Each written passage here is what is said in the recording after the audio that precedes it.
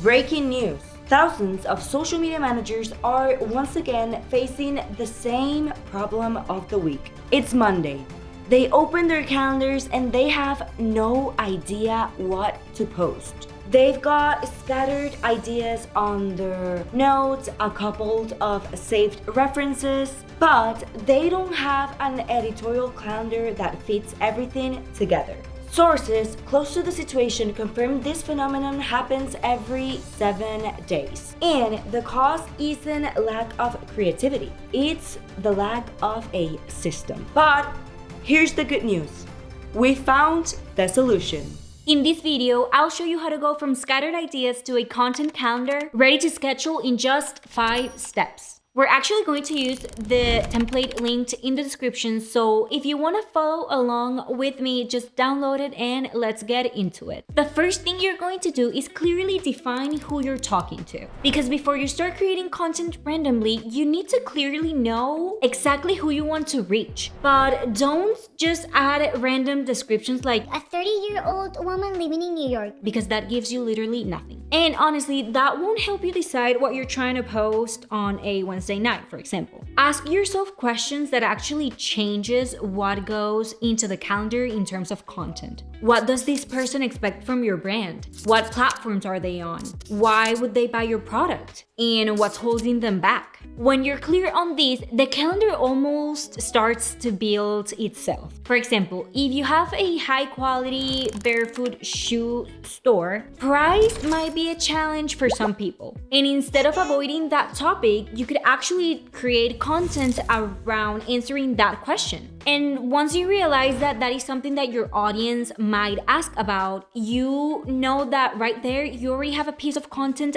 that will actually serve your audience. And something good to know here is that you might not have one potential customer only. Sticking with the same barefoot example, okay, it's not the same thing if a 60-year-old woman is interested in your store because she wants to improve her health versus a 30-year-old guy who already knows what barefoot shoes does and is just looking for newer options and trying to compare your brand with another. Both can be ideal customers, but they don't necessarily need the same content. So once you're clear on who you're talking to, the next step is deciding what role each social media network plays on your strategy. Using the barefoot example again, imagine this. On Instagram, your goal might be to attract people who aren't very familiar with barefoot shoes just yet. There, you'll want to focus on visibility and educational content. That means posts explaining what barefoot is, what are their benefits, or even debunking like common myths.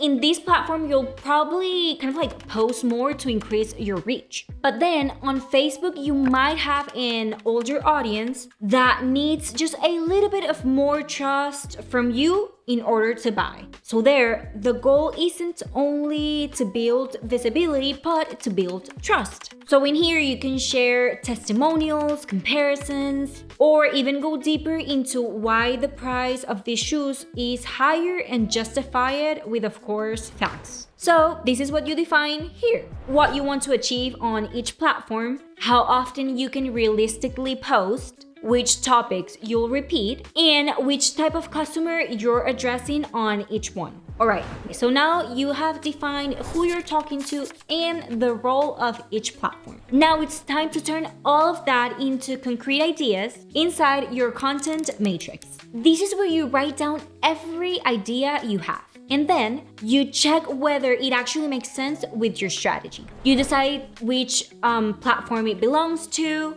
which content pillar it supports, what objective it serves, and what stage your customer is in once they consume it.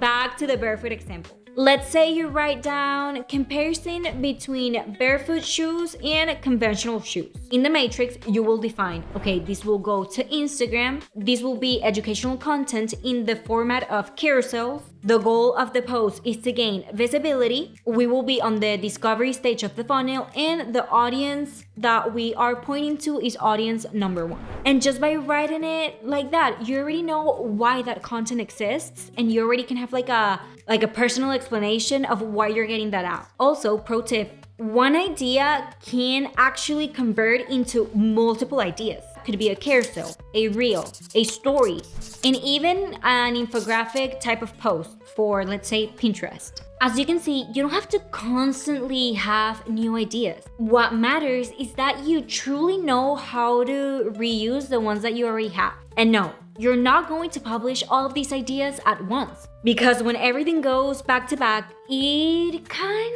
of loses impact. And that's why you need a weekly rhythm. Think of it like building a weekly meal plan. It's much harder to eat balanced meals if you think of them at the same time you're actually going to cook them. But if you know that Monday you have to eat fish, and on Tuesday you'll eat meat, and then on Wednesday you'll eat chicken, and so on and so on, it's much easier to stay consistent. And it's the same with content. If you improvise your plan every week, it will get messy. But if you already know that on Monday you will post an educational post, on Wednesday you will have a product or social proof post, and then on Friday you will post an educational post again, maintaining that balance becomes way easier. So if you have that clear, you are ready for the real planning. Here's where you choose which specific idea of the content matrix fits each day, and then you build your calendar. You will pick the copy of your post, decide which day and at which time you would like to post it,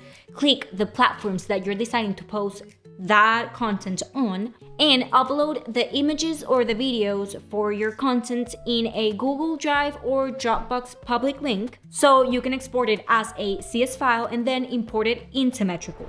That way you don't have to manually post each content. Just import the file on the import option of Metricool's planner and you're ready to go. And voila! All of your posts are automatically placed in the calendar. And then once everything is planned, the next step will be to review if everything is working or not.